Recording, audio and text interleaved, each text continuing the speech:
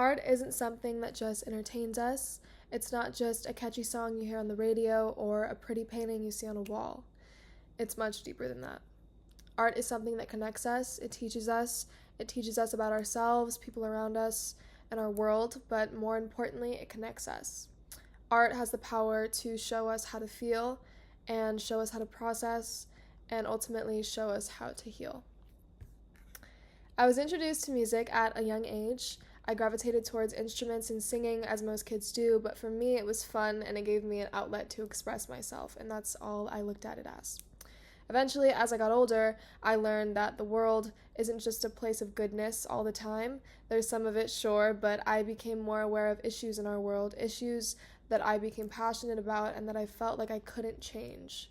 Eventually, as I got more into music, I got into poetry, and I was invited to attend a meeting at a nonprofit organization involving the arts. It was called Aim for the Heart when I was 11.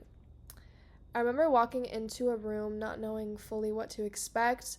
All I knew was that the head of the organization wanted me to sing something for some group of people.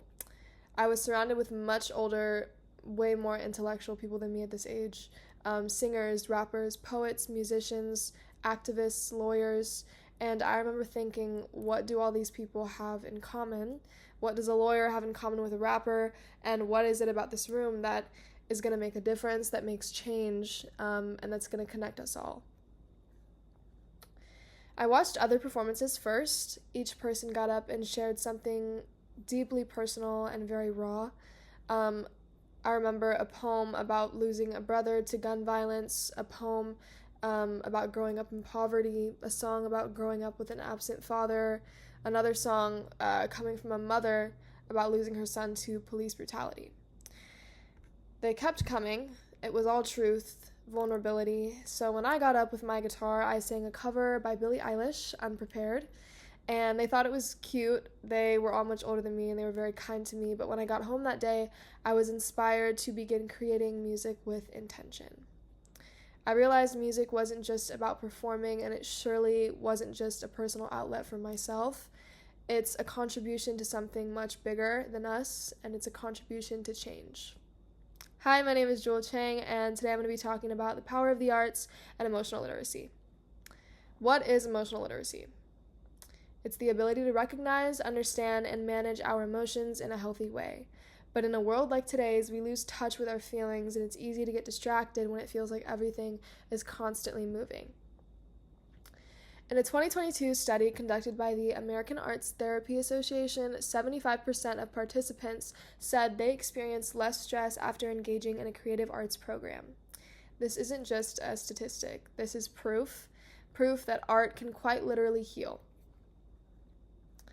We all carry pain, trauma, stress, but art gives us a place to put it. Frida Kahlo, Kendrick Lamar, Tupac Shakur. They all turned their pain into masterpieces that resonated so much with listeners that it helped them get through their issues too. Another example is the AIDS memorial quilt. This was a quilt built up of thousands of panels, each made by a friend or a family member who lost somebody to AIDS. And the quilt wasn't just for beauty or for the look of it. It was grief, love, memory, and this is the power of a shared artistic experience. Art is also a tool for change. It surely does not stop at healing. It ignites change, and artists have the power to influence. We've seen it. For example, Kehlani using her platform to speak on the genocide occurring in Palestine despite all the backlash she may get. Kendrick Lamar's song All Right, or her song I Can't Breathe, following the murder of George Floyd by police officers. They didn't just make music, they told a story, they told the truth, and their truth shook people awake. So no, emotional literacy is not just a fancy way of saying be in touch with your feelings, it's a lifeline. Art is not a mirror, it's a movement, and it's not just about expressing yourself, it's about connecting us, it heals, it changes, and so my challenge to you is this. Don't just consume art, create it. Use it. Use it as a message to the world that you have the ability to feel, the ability to think, and the ability to speak up and change things that you don't agree with. Don't underestimate the power of your voice. Like Tupac said, "I'm not saying I'm going to change the world, but I guarantee that I will spark the brain of someone that will."